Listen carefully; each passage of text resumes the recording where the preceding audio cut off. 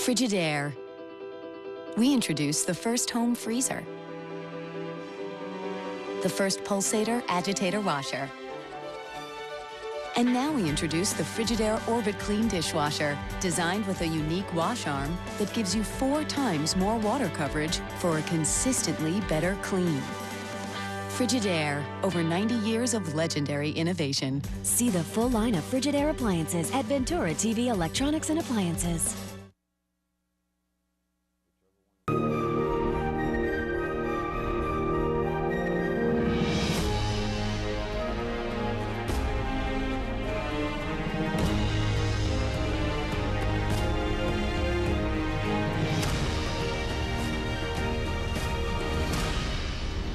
You can find movies on over-the-air channel 13.3.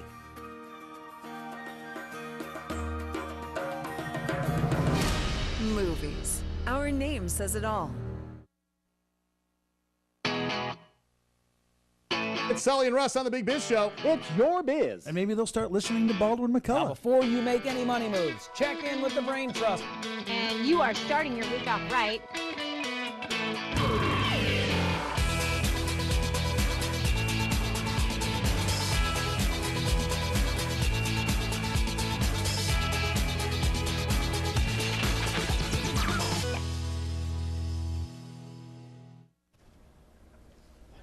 Hi, I'm John Mallows. Welcome to this live edition of Connect with Me on the showroom floor at Ventura TV on this day. Today is Tuesday, Business Tuesday, I should say. We're going to focus on a business, and then the second half of the show, we'll have a politician coming in running for Superior Court Judge here in Fresno County. Hey, the telephone number here is, as usual, 436-ME-TV, option 11. Back with our program in just a moment.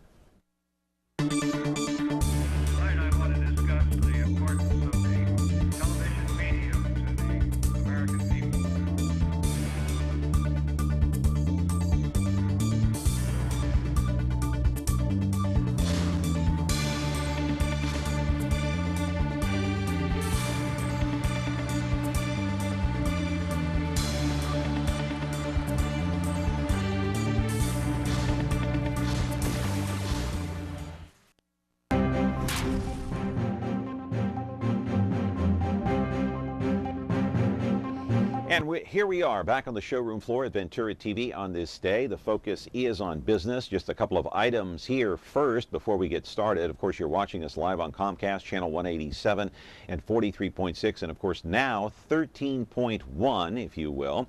And then the replay on YouTube and business, or what's it called? It's Biz TV, that's right, I almost forgot. Anyway, you can watch the replay twice during this day at some point. Hey, Game 1 of the World Series starts tonight in Kansas City. It's the Giants versus the Royals. Interesting to see what happens. Game 2 tomorrow night, and then the series comes to San Francisco for games 3, 4, and 5, Friday, Saturday, and Sunday.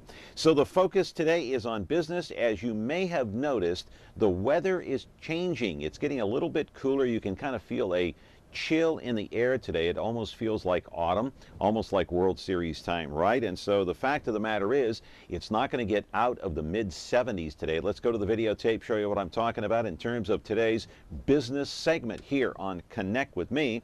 That means one thing: you need to get your heater checked for the winter to make sure that everything is working properly. One of those Central Valley companies specializing in heating and air conditioning is Aerotech.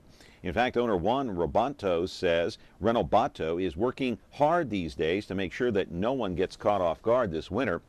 The unwritten rule on maintenance is as follows: you should have both units, the air conditioning and the heating, checked once a year to make sure they're working properly.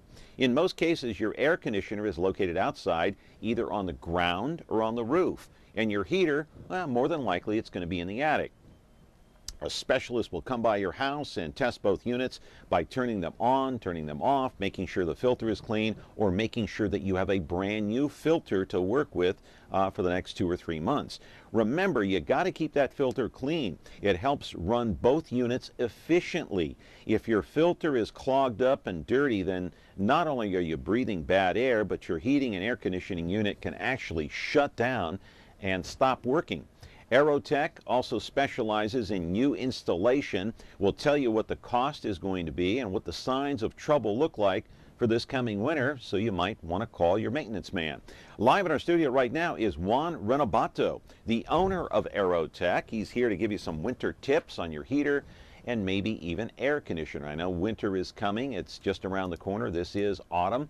436-ME-TV, option 11. Juan is here to take your phone call. And then remember, the second guest at 10:30 at the bottom of the hour, we have a person in the house today running for Superior Court Judge here in the city of Fresno. You may want to call in on that one too. We're back with our great program today here on Connect With Me in just a moment. Tune in to Heartland for the best in true country music. Relive vintage specials, one-of-a-kind concerts, and country music's earliest videos. Heartland is the heart of country, the only place where you can find country music, country stars, and country lifestyles 24/7. Heartland, the heart of country. Now on channel 13.2.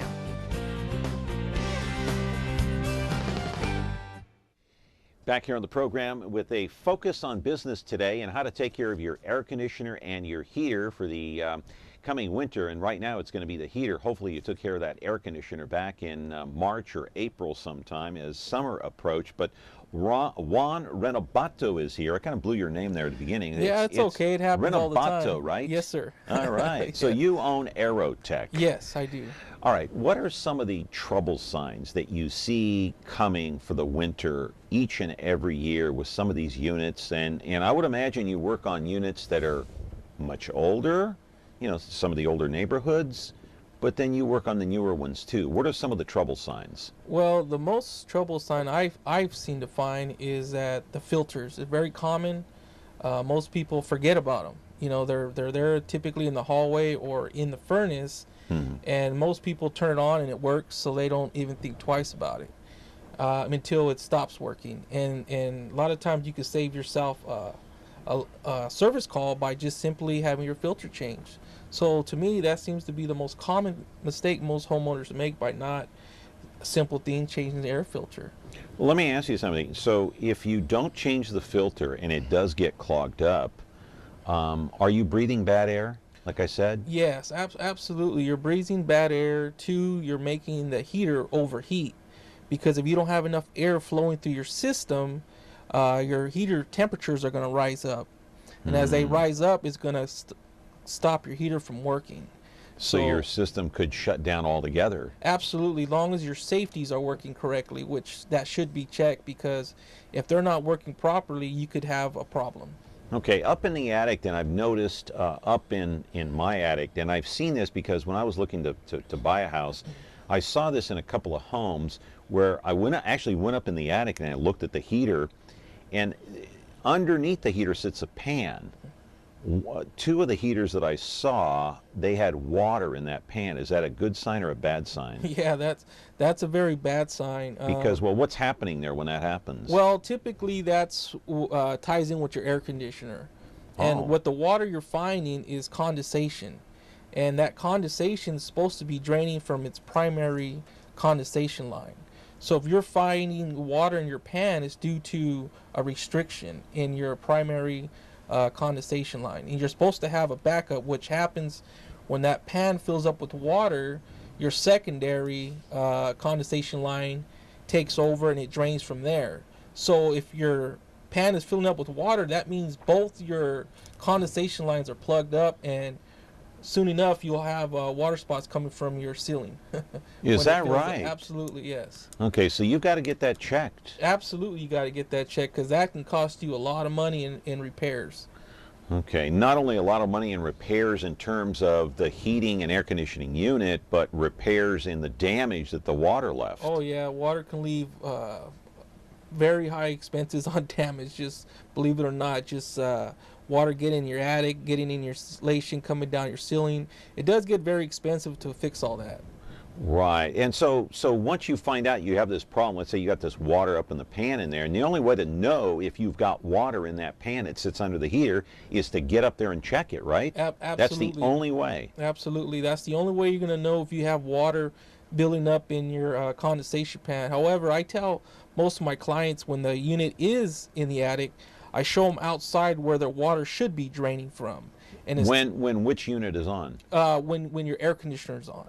Okay, so there's a top spout and a bottom spout. Absolutely, your top spout is where your secondary's at. So if you ever see water coming out your top spout, right there, you should shut your air conditioner off because you do have a problem. You do have a problem. So that's Yes. the first indication right there. Absolutely. Okay, so the water should be, again, I want to emphasize to the viewers at home, the water should be coming out of the bottom spout.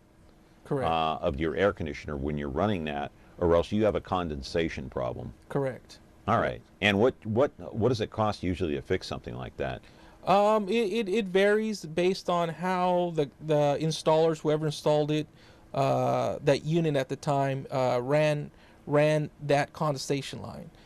Sometimes you can get lucky and use nitrogen to blow it out, basically air to blow it out. Other times you have to redo the whole line. What does the line get clogged with? Well, it's when you don't change your filter, or if you don't have a filter, just debris in the house, dust, lint, it builds up on your coils, falls down the coils, and then gets clogged in that PVC line, which is only typically 3/4 inch condensation line. Okay, then you got to get that thing unclogged somehow. Yes. You put a snake in there sometimes? You know, a lot of times you really can't run the snake with those. To the most part, if you can't blow it out with high pressure air, at that point we usually recommend replacing it because it's a very thin line. And what does that cost to replace it? Well, there again, depending how long the line ran, because you are just dealing with PVC, which is not too expensive, but you know, depending how long, where the furnace is at, and how long the condensation line is ran, it varies on the price. See, and you can avoid all of this just by changing your filter. Absolutely. That's all it takes. That's just all it change your takes. air filter inside your house, usually in your hallway, and you have to get the right size, and then go to any store and get it. Yeah, your basic Home Depots, Lowe's, they carry them as well, yes. Yeah, they do. Okay. Juan Renobato is here. He is from Aerotech, and he is from an air conditioning and heating unit. That's his business. He repairs these. He installs them. Your phone call is important if you want to call in and question Juan. 436-ME-TV, option 11, if you've got a question about maintenance. We're back in just a moment. Considering solar? Whether you're ready to buy now or just exploring your options, the consultants at Solar Negotiators are here to help you. A call to Solar Negotiators is like calling 5 solar companies at once. You see, when local established solar contractors have gaps in their schedule, they call Solar Negotiators to fill them. Right now, get 5 years of panel cleaning and maintenance or $1,000 off your new solar panels. So stop wasting your time searching and call Solar Negotiators, because when contractors compete for your business, you win. Okay, back here on Connect with Me, the focus is on business. Aerotech is the business, air conditioning and heating units, and repairing, installing, doing all sorts of things. A call coming in. Good morning, you're on Connect with Me. I got a unit on my house that's had given me trouble since it was put in. It's in the wintertime, it smells funny when it's on. In the summertime, the damn thing runs all day. I think that it may be, I may have requested too big of a unit. It has to labor and labor and labor, and I'm wondering if there is a rule of thumb for square footage of a house and number of tons of unit that's advisable. Can your guest help me out with this? Because I'm fed up with the troubles I've had with my air conditioner. Yeah. Yes. Let's say you have a 2,000 square foot house. I'm just using it as an example, okay? What should the unit be? Well, you know, the rule of thumb in the past was typically 450 square foot for a ton. So basically you would be looking at, 450 square foot a ton. So for a 4-ton unit, you know, typically would be a 2,000 square foot home. However, 4-ton unit? Yeah, will typically run around a 2,000 square foot home. However, these new houses with their efficiency, the way they're built now, that's not the case anymore. Due to the way they make everything so energy efficient, sometimes a 4-ton will be too big for a 2,000 square foot home. So you have that, and that brings in the calculator and doing the math and figuring out based on how many windows you got, the height of your ceiling, and of course the square foot now. But the older homes is typically for every 500 square foot you got is typically 1 ton. Yeah. So that's, I mean, how do you figure that out? Just with the calculator? Yeah, there's a standard in the industry? Yeah, you know, you got to basically get your tape measure out, measure everything, count how many windows they got. Are they dual pane windows, triple pane? And then you punch it into a calculator they have based for that application, and then that will let you know what your tonnage should be for that particular home. So let's say the older the home, less insulation, with the windows and the walls, even the attic, does that mean you need a bigger unit? Well, there again, it all depends on how your house is built. A lot of times, if it's a 2,000 square foot home, you're going to go with the 4 ton on an older home typically. You know, so like what the caller was saying, he was saying his unit, I think he was saying seems to be running all the time. And he was thinking it was oversized. Actually, if it was oversized, what would happen, it would run and shut off, run and shut off frequently.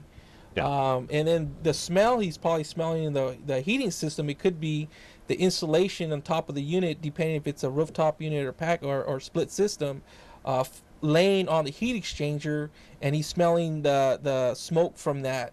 Could that catch fire?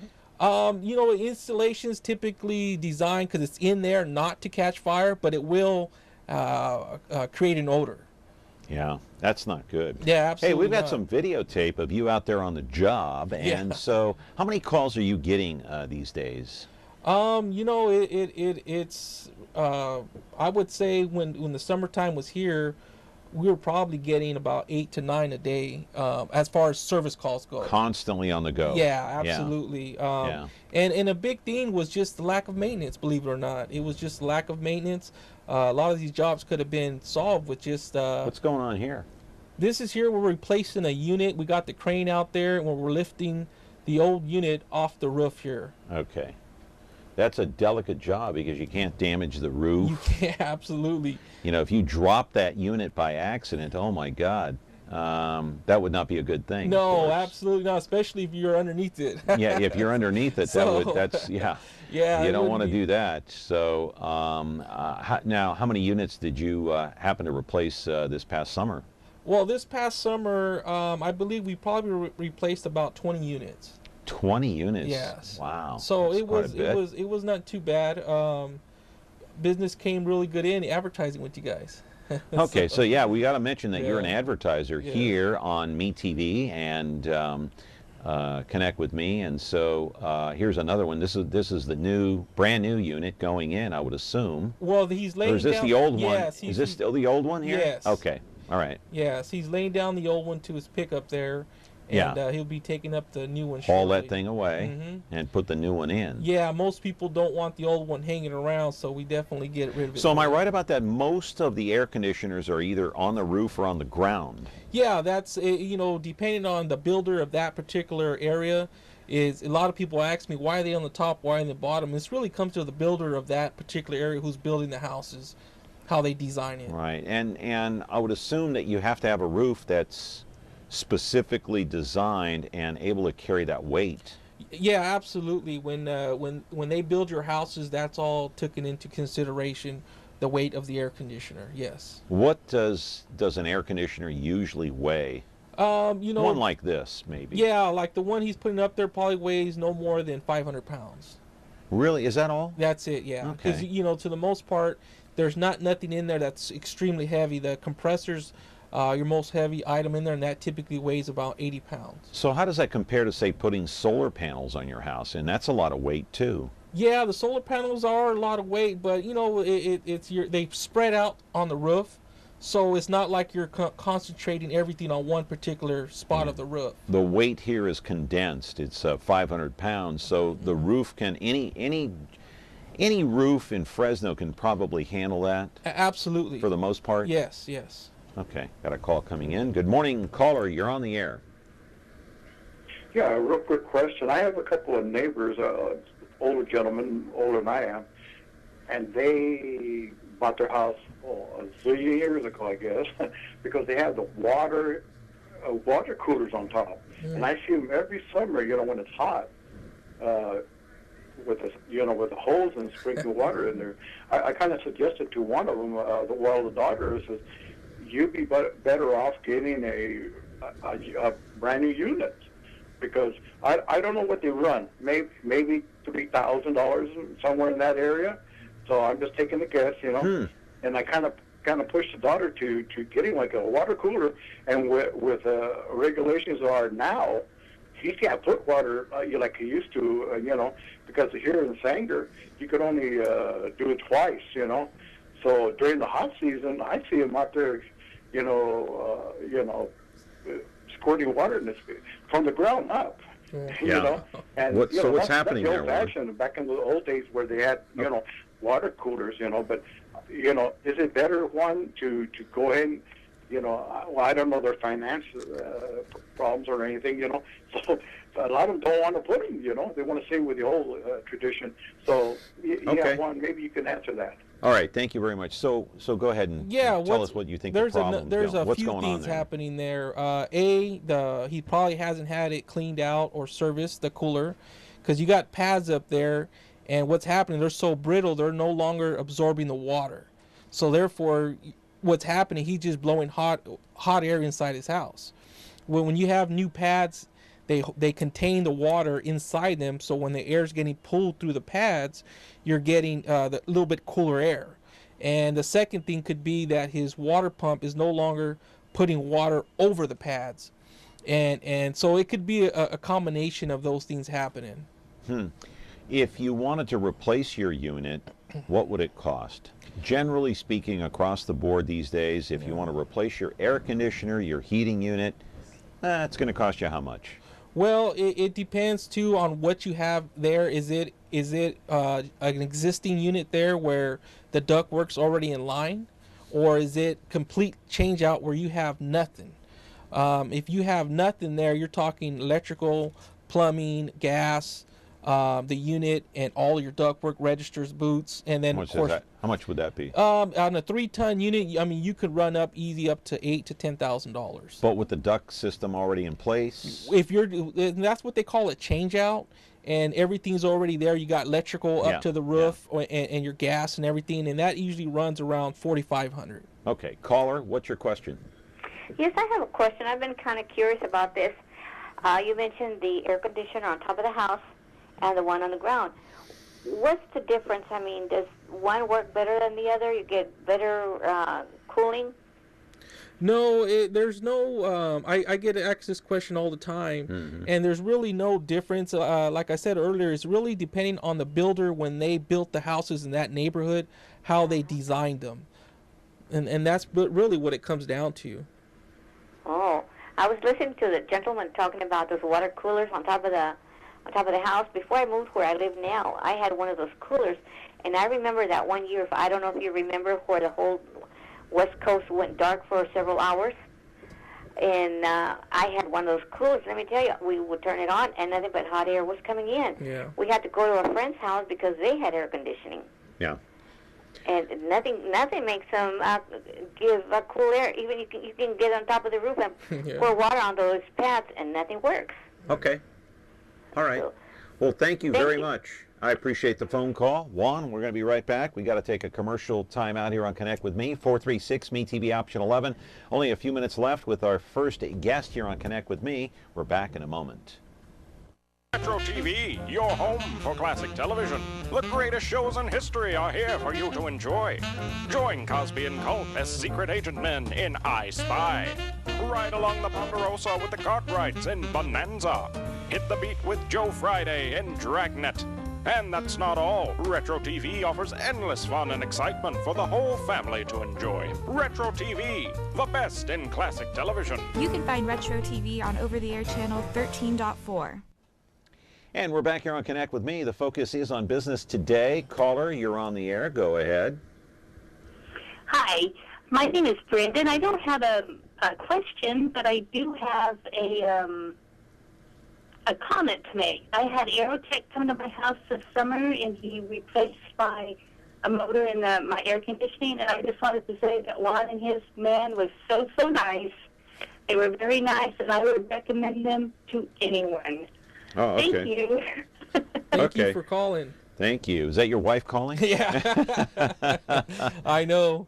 She was a anyway. very nice lady there. Yeah, very. Do you remember her? Kind of. Kind of. The tone of the voice. Yeah. You believe it or not, in Fresno, there's so much nice people here. A lot of people. Sometimes we get a bad rap, but there's a lot of good people out here. Yeah.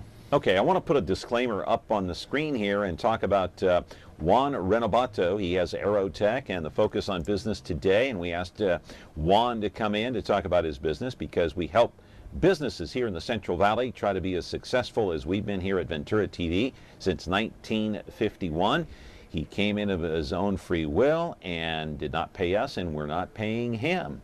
And also, just want to mention that Juan is a sponsor here on Me TV, so we appreciate that. Hey, let's roll another piece of videotape. Don't know if we have one. I think we do. And so, Juan, is it easier to maintain a unit that's on the ground as opposed to on the roof? As far as the air conditioning goes, absolutely. Everything's in the backyard, and you're able, very access to get to, yes. Yeah. Caller, go ahead. You're on the air with your question. Hi, I'm calling. I have an older unit. We've lived in our house for like 30 years, and we've never changed anything out. We don't have ductwork. Everything flows under the house. Would we, if we want to change it out, and it's a split system also, if we want to change it out, would we have to run ductwork throughout the whole house? Absolutely, you would have to run that just because when you're pulling permits now, there's new regulations going on where it has to meet a certain criteria that they want to see now. So yeah, you would have to run ducts underneath there. Absolutely. That's going to cost more money. Oh wow. Yeah. But they would, if you run the ductwork, would it necessarily be run under the house, or would it have to come up through the ceiling? It really is how your house is designed. We would have to get out there and look at that, to be honest with you. I can't really answer that. There's no regulation for that, huh? No. Okay. Okay, that's what I needed to know, but I really appreciate your show, John, and thank you, Juan, You're for welcome. that information. Thank you very much for the call. I appreciate it. Juan Renobato is here. Aerotech, of course, is the business today. That's the brand new unit going in. Yes, a York unit, yes. Okay, and what do you recommend as a unit? What kind of unit is the best on the market right now, or maybe the most popular, the most reliable? Yeah, right now there's a few units up there on the top that are very reliable. Train, American Standard, York. Carrier's always been that way. However, I like to stick with the unit that's been working for me, that I'm not having to go back and fix all the time, because that costs me extra money and also becomes a nuisance to the customer who's paying the money to have it done. And what unit would that be? York. York. Yeah, I've been putting them in for the last 10 years now and have had any callbacks, really. Least amount of maintenance. Absolutely. Huh? All right, just change that filter. Caller, you're on the air. Go ahead. Yes, I replaced my air conditioning unit and heating unit, a dual pack on the house, and I was amazed at the amount of difference there is in cost. It went from anywhere from $4,000 to $11,000. And is there that much of a difference? I mean, these are the same makes and all.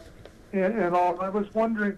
I mean, one of them swears that you don't need a building permit, and then another one says you do. It just seems like there's a whole vast array of different people that are good and bad out there.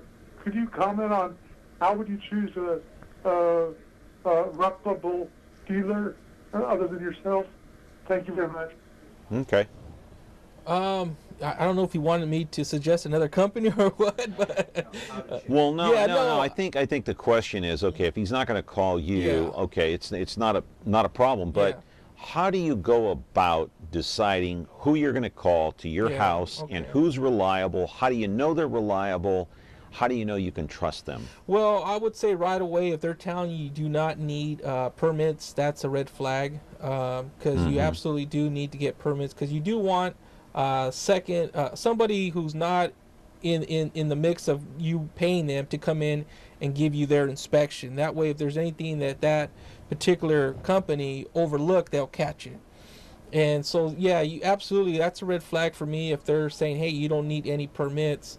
Any other red flags? Oh, yeah, the other red flags, if honestly, if the price is one of those too good to be true, it probably is. I come across a lot of new units that were installed for this outrageous low price, and I'm there for a reason, because they're having problems. So that's another red flag. So here's the standard rule I would tend to think from what you told me, is that a new unit to be installed is about $4,500. That's already if you already have that ductwork in place. Yes. Without the ductwork, it's going to be about $8,000. Yeah, roughly speaking. Yeah, about for an average size house. Yeah, for an average size house, 8 to 10, depending on what needs to be done. Because sometimes when you get in the attics and things are not all the way they seem to be when you're looking at it from inside the house, what's involved in doing it. So if somebody says they can replace your unit for $2,000, you better think twice. Yeah, absolutely. Absolutely. How do they get in touch with you, Juan? Well, you can give us a call at here in Fresno at 559-801-8162. Okay, once again? 559-801-8162. Okay, do you have a web page? No, I do not. Not a web page. No. Okay, just call the number and they can get in touch with you. Yes, I try to do things direct. All right. Thanks for your business. I appreciate it very much, Absolutely. Juan. Good luck to you. Thank you so much. I may be calling you just for maintenance, hopefully. We'll be waiting. All right. All right. That is Juan Renobato with Aerotech, and we're going to be back with our second guest here on Connect with Me. She's running for office and wants your vote. We're back. 436-ME-TV, option 11, in a moment. Tough TV is the first digital broadcast network to offer first-run original programming targeted at men. Tough TV features content that men are passionate about. Sports. No matter what happens in the fight, ooh, good right, left. Coming on strong. Lifestyle. What we've done is we've created a technology that allows us to run video games in extremely powerful servers in server centers. Drama. Did you cause this? Reality. Welcome to this edition of Eye for an Eye. Now, today in court, we have the case of the reckless brother who tried to unravel his own family ties. Talk. Bam, we have a winner. Specials. I'm Dick Butkus. Welcome to the Butkus Awards TV special. And movies. Everybody on your knees, put your hands on the table. Sports, lifestyle, drama, reality, talk, specials, and movies. Are you tough enough? When you like Ventura TV Appliance on Facebook, it's nice. But when you love the Samsung big screen we deliver, it's even better. Our website is cool, and it's a good place to start. But you really should touch the merchandise before you buy. Time for that upgrade to an HD 3D web-enabled Samsung TV.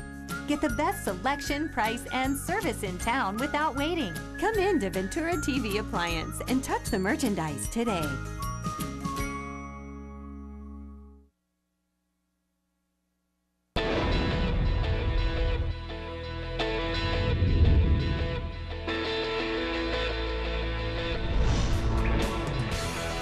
Welcome to a new beginning.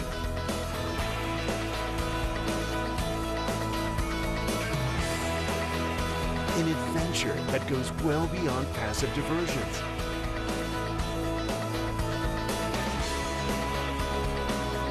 Empowering through exploration.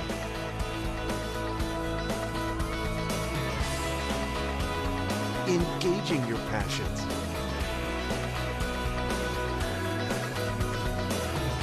Inspiring with lives lived outdoors.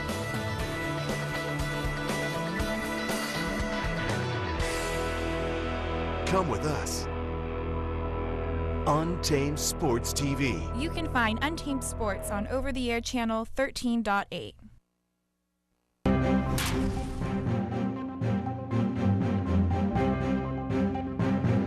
And we're back here on the program, Connect with Me. You're watching us on Comcast Channel 187, 43.6. A lot of phone calls on this day. We're going to switch topics and talk about politics now. And, of course, the election on November the 4th, just a couple of weeks away, and less than, actually. So gearing up for the election, we're having some candidates come in and talk about their platform and why they're running and talk a little bit about themselves and their opponent.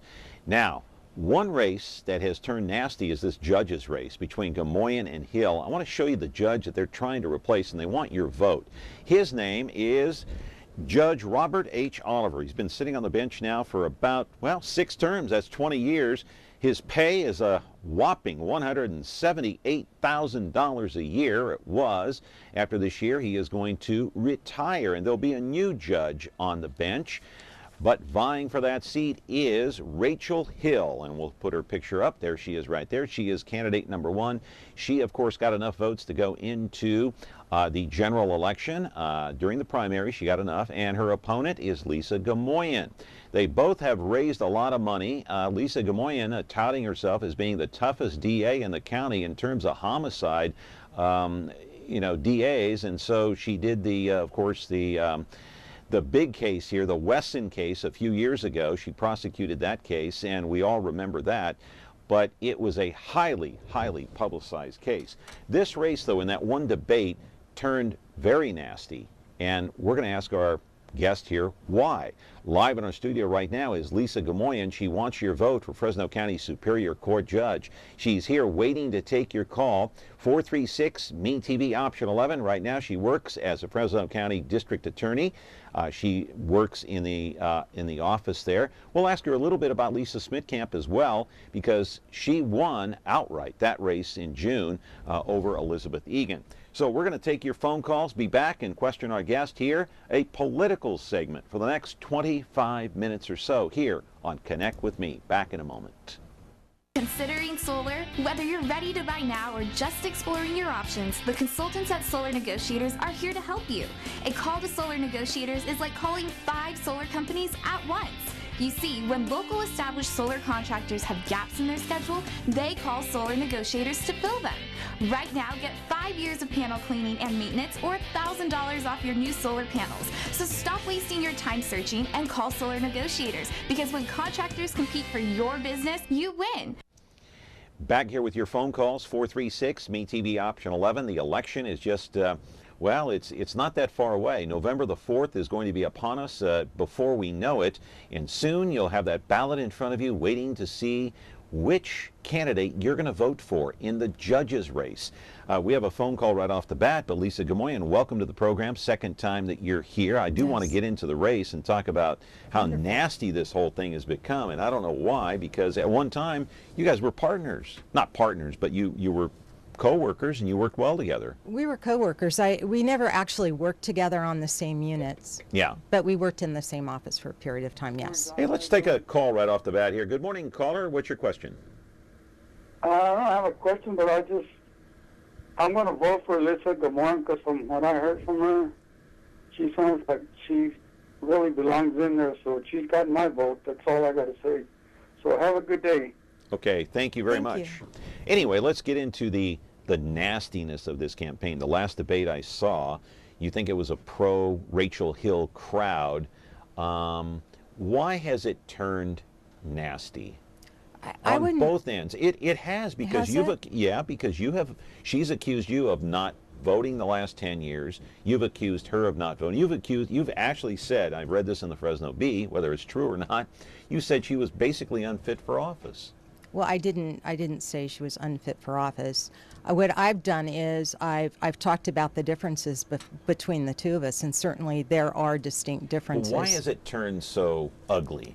I'm not sure I would characterize it as ugly. How would you characterize it? I would just characterize it as, on my part at least, just for distinguishing myself from her. The differences. I think it's important for voters to know there are distinct differences between the two. What are those differences?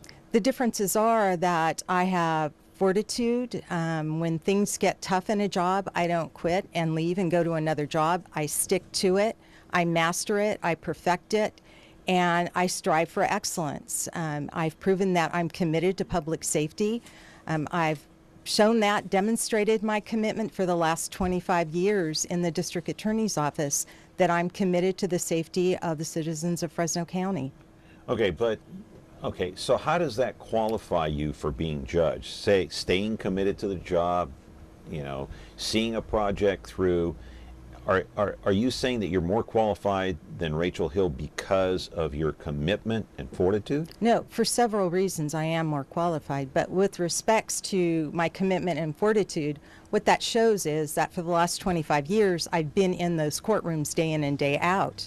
I've got more years in those courtrooms than most of the judges that are currently sitting. How would that help you as a sitting judge? Because I see what goes on in the courtroom. I know what it takes to make a courtroom run efficiently and expeditiously. But doesn't it stand to reason, though, too, and I'm not trying to argue with you, doesn't it stand to reason that Rachel knows what goes on in a courtroom as well, and she would be just as qualified and do just as good a job as any candidate? No.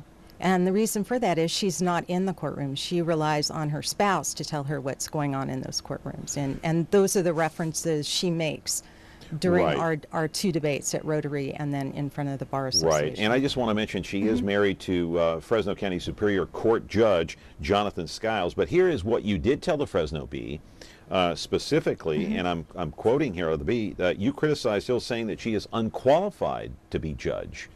It's kind of the same thing as unfit. No, and unfit, I think, has a different connotation, Right. and she is not qualified. But you stand by what you said. She's I not do. qualified I do. to be judge in your judgment. Absolutely. Because why? She's not in the courtroom? She hasn't been in the courtroom for years. She teaches part-time at the law school. It's a very sheltered, insulated atmosphere, whereas I am demonstrating my abilities to actually apply the law, the evidence code, in court in front of real judges against the best defense attorneys in town. Yeah. And I do that on a daily basis. And you have to be impartial. Absolutely. Yeah. Absolutely. Difficult to do sometimes, or no? Actually, I can't say it's difficult. I'm pretty accustomed to making difficult decisions.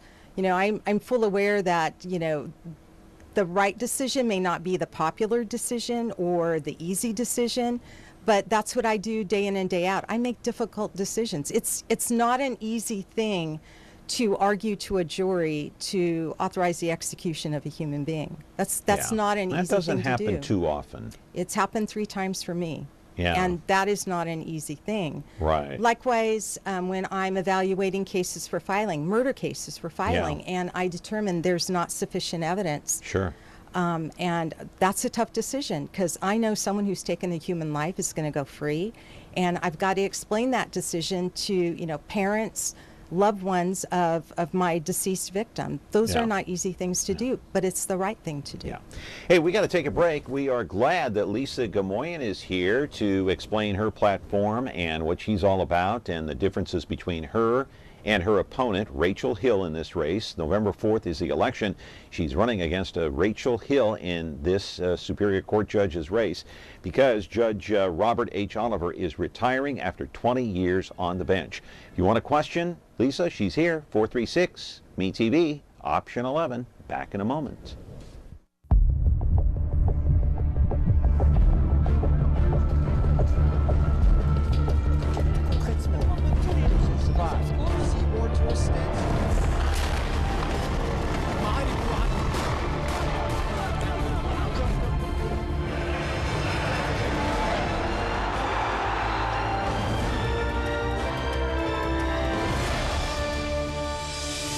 Euronews, most watched news channel in Europe. Hey, we're back here on the program. I want to put Rachel Hill's picture up on the screen one more time because I want to explain that I did reach out to her and she has declined to come on this program. You might recall last June during the primary, she agreed to come on the program, had her booked, and the night before showed up here at the studios when we were closed at 6:30 and asked to come on and tape the segment rather than appear the next day in the morning.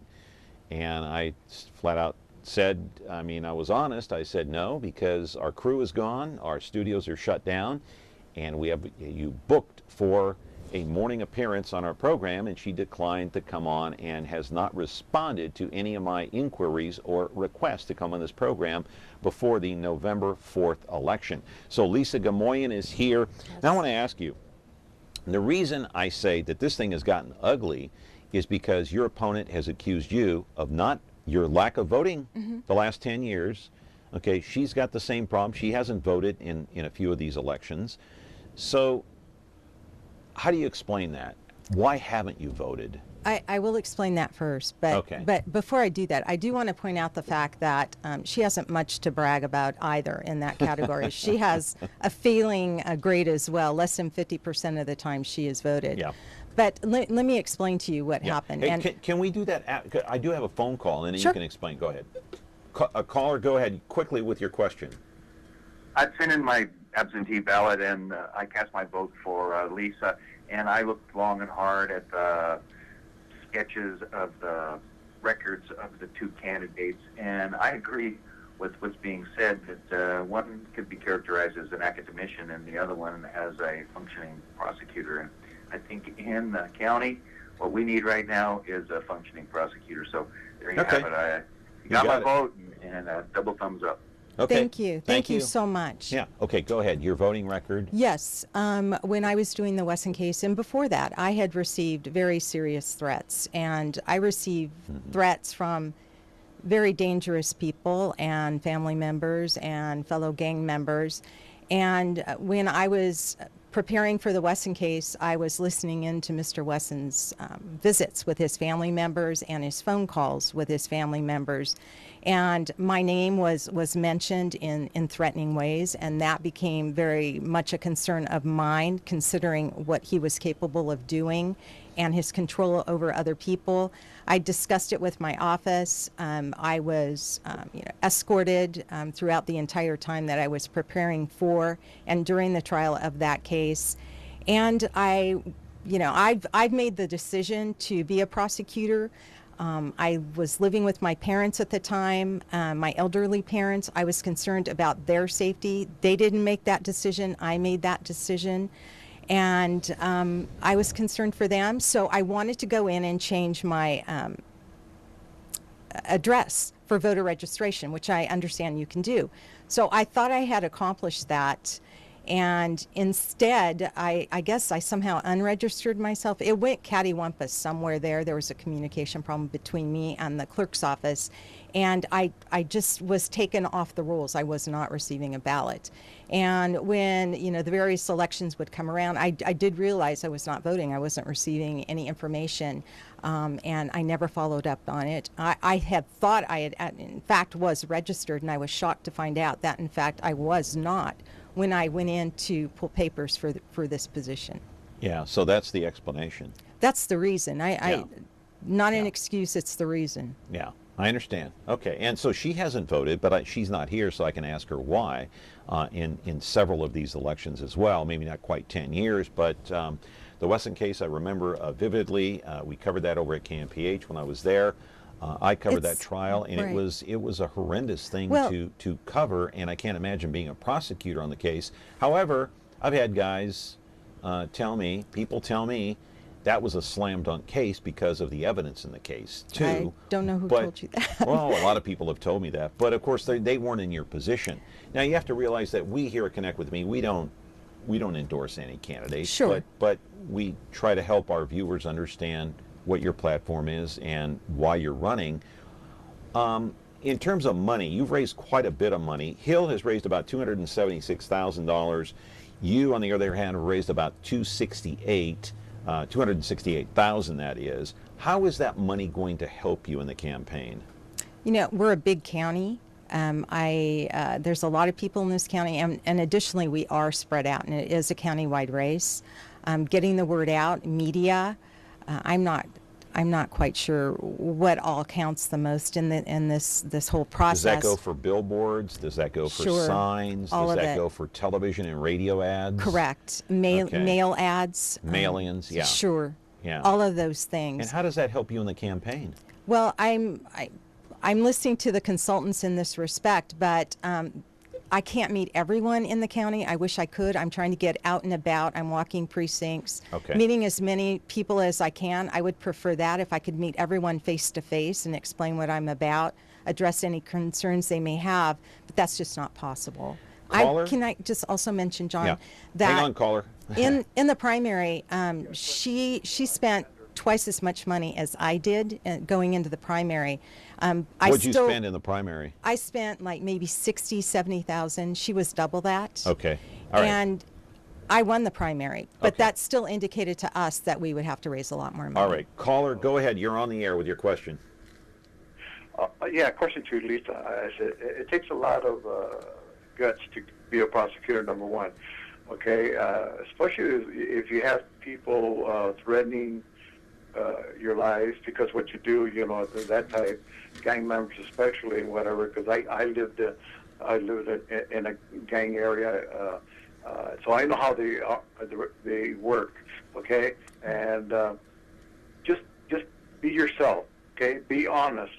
Don't listen to what anybody else does, and everything will take care of itself. Okay, I'd rather vote for you, which I have already. I'm not afraid to say that, because you're stronger. I see your opponent and as a weaker person. Okay, and I'm not criticizing her or you, but what I'm saying is I want someone that is able to take the things that are going to come out of not only in the election, but and if you're elected, it's going to come out and work. You know, and you take everything in stride. Don't try to belittle yourself and their tactics, okay? Because they know they're behind. So stick to your guns. All right. You've already got my vote, so I'm not worried about that. All right. But you know, that's all I want to let you know. Okay. Thank you. Caller, thank you so much. Thank you very much for that call. I appreciate it. So you won the primary in June with 32,975 votes. Hill was second with 27,719. You had 34% of the vote. She had roughly 28.9% of the vote. I know we got to take a break here, but the question is, if you spent less than half the money that she did, how did you end up on top? I think people read the ballot statement. I think people recognized who I am and what I stand for and the differences between the two of us. Did you do more door-to-door walking? I don't know what door-to-door walking she did. Did you walk door-to-door? I did. You did? I did. A lot, in your opinion? Or? Yes. I try to as much as possible. I mean, I'm balancing many, many things. I run a small business. I run the family farm. I work full-time, and I'm running this campaign as well. But whenever I can, I get out and about. Yes, I think that's important. Plus, I want feedback. So what do you think did it for you? You think it was a stronger message? I think people recognize that I'm one of them and that I have the very same concerns as every other person in this county, and that is safety of our children, respect for the sanctity of our property. I think that's first and foremost. Yeah. Okay, Lisa Gamoian is here. She's running for Fresno County Superior Court Judge. Yes. She wants your vote. And retiring judge, sitting judge, he is retiring after 20 years. She's running against, well, her name is Rachel Hill. She's not here. We requested an interview with her, but she so far has declined. Hey, how about you? Your phone calls are welcome. 436-ME-TV. Option 11, November 4th is the election. Back in a moment.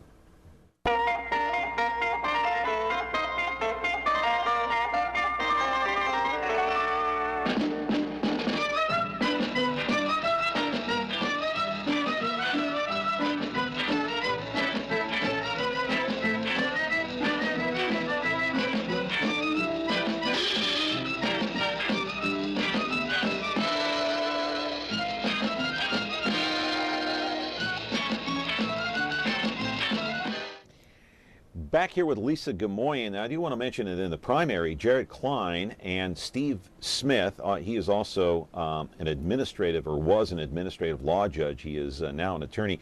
And the third candidate was Charles McGill. Now, Chuck McGill was here on Friday. He says he's not endorsing any candidate at this point. He's not going that far. Don't know why. Klein and Smith, I'm not sure who they're endorsing at this point. The question to you is, before I get into what's going on in the court system, what does it mean to be endorsed by somebody? Okay, you're endorsed by, let's say, Lisa Smitkamp. I'm not sure if you are, but I'm just bringing that up. What difference would it make in the campaign? I'm not really sure what it makes, if it makes a difference or not. I can tell you for me personally, it was very important to me that I got, and I do have the overwhelming support of law enforcement. Sheriff Mims, Fresno Police Officers Association, deputy sheriffs. What does all that mean? That means that the people that know me best, my coworkers, the prosecutors, my coworkers, the DA investigators, those that see me day in and day out and have for the last 25 years worked with me in the trenches, have affirmed that I'm their choice to further public safety. And that's really critical to me, as I said. And you just never know if that's going to make a difference or not on election day. You just don't know until that day comes. You don't know. Yeah. Now let me ask you about what's going on in the court system. Sure. They're backed up. We know that. Yes. There are a lot of plea deals that are being made, that have been made in the past. How can we put a stop to plea deals? I don't think every case can go to trial. That's the bottom line. There's Do too you many think cases. this is bothersome to have so many plea deals, though? Not necessarily if these cases are settled for the right reasons and for the right punishment. Then no, I don't disagree. Some are settled far more cheaply than I would agree to. But that all comes from whatever the elected district attorney is willing to do as far as offers, and whatever an attorney is willing to plead their client to and what the client is agreeable to. And as a judge, what influence do you have on these plea deals? What role does the judge play on these plea deals? If a judge feels a plea deal is inappropriate, they can reject it. Mm-hmm. And with all the plea deals that have gone on, and I've read about some of these cases, do you think it's doing a disservice to our public? Again, it's by not going to trial? The right cases have to go to trial, quite frankly. What do you mean by that? Well, you know, if you've got a case that is a murder case, it's clearly a first-degree murder case, and there's a firearm that was used, that's a 50 to life exposure. Yeah. I would think that, you know, if all things considered, the strength of the evidence, that's a case that needs to go to trial. Right. So you don't have a problem with plea deals? It depends. As long as it's the right one. As long as it's the right one. Yeah. Lisa Smitkamp, of course, won this thing outright in June, beating Elizabeth Egan. Yes. What do you think of her? What kind of a DA is she going to be? I think she's going to be a wonderful DA. I'm happy to say that you know, she has already made public the fact that, you know, God forbid I lost this election, she would want to keep me on as the assistant district attorney, which I was very flattered about. I know both women quite well. Mm-hmm. I worked with Lisa in the trenches. She was at DV, domestic violence, for most of her career. She was at homicide as well, and I worked with her very closely in preparation and in her trial of murder cases. So you worked with Rachel Hill. You guys were colleagues at one time.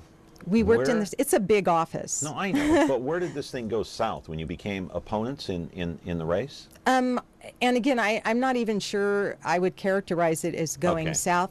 All right. We know each other. We're Do you friendly. respect her? As a human being, yes. I don't think she's the right person for this job. I just don't think she has the fortitude, the mental constitution, the physical constitution to actually do the job. But she's a nice enough lady. 20 seconds left. Yes. Look into the camera there and tell our viewers why they should vote for you. I've committed the last 25 years of my life to keeping all of you safe, so that your children could go to school safely, come home safely to your home, that your property be respected. I think those are critical things. I think it's what we all expect government to do. I have a plan for reducing the early releases at the jail and the eventual elimination of those releases. I'm in the trenches day in and day out. I have more time in those courts than the current sitting judges, and I can make that happen for you. Lisa, thank you so much. Thank you for the Pleasure time. seeing you again. Good seeing you too. Thank you, John. Lots of luck in the election. Wonderful. Thank you. Just around the corner. Yes, November it the is. 4th. All 2 more right, weeks. Lisa Gamoian, thanks to her. Back with another show tomorrow here on Connect with Me on Comcast 187, 43.6, and 13.1. Have a good day. Thank you so much.